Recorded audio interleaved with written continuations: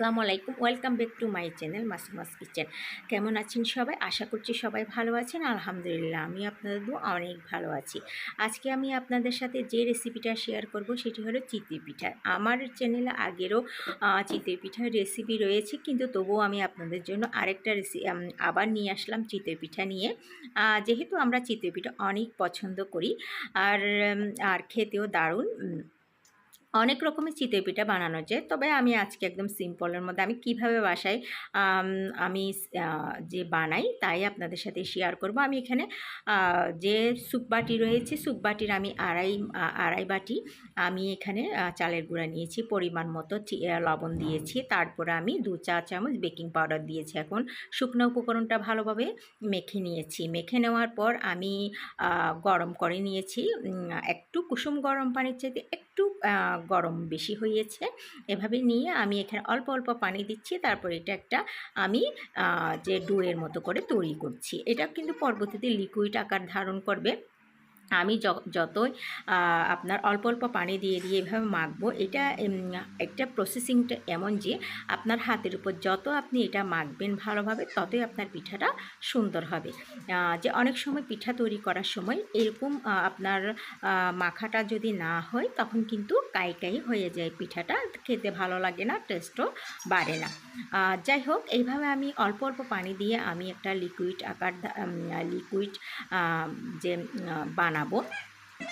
তো আমি এখানে প্রায় 10 মিনিট বা আপনি যতক্ষণ পারেন আর কি, এভাবে আপনি আমার মতো করে মেখে নেবেন। আমার যে আপনারা সবসময় খেয়াল করবেন যে আমি কিভাবে মাখছি।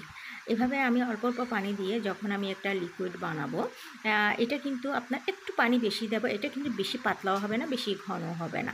একটু পানি দেওয়ার কারণ হলো, এটা যখন আমি রেস্টে রাখবো তখন কিন্তু এটা চালের গুঁড়া যেহেতু, তাই একটু ঘন হয়ে আসবে। এই জন্য আমি পানির পরিমাণটা একটু বাড়িয়ে দেব, সামান্য। এখানে কোনো পরিমাপ বলতে কিচ্ছু নাই। আপনি যতটুকু বানান আপনার পরিমাপ অনুযায়ী আপনি এখানে উপকরণগুলো দিবেন।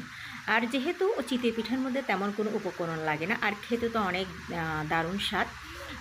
যাই হোক, এখন আমি আমার লিকুইডটা তৈরি করে নিয়েছি। আপনারা দেখুন, আমি একটু নরম করে পানিটা একটু বেশি দিয়েছি, যে এটা রেস্টে রাখার পর এটা ঘন হয়ে আসবে। এই জন্য আমি 10 মিনিট রাখবো, এর চাইতে বেশি রাখবো না।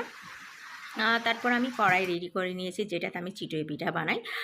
তারপর আমি একটা প্লেটে তেল নিয়েছি। তেল নিয়ে আমি কাগজ দিয়ে একটু করে আমি ব্রাশ করে নিয়েছি, যেহেতু।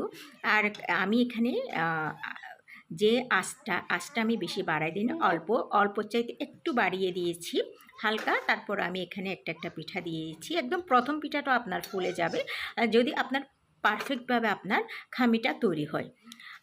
তো এভাবে আমি ফুলকা চিতই পিঠা তৈরি করে নিলাম। আমার ভিডিওটি আমি এখানে শেষ করছি। আসসালামু আলাইকুম।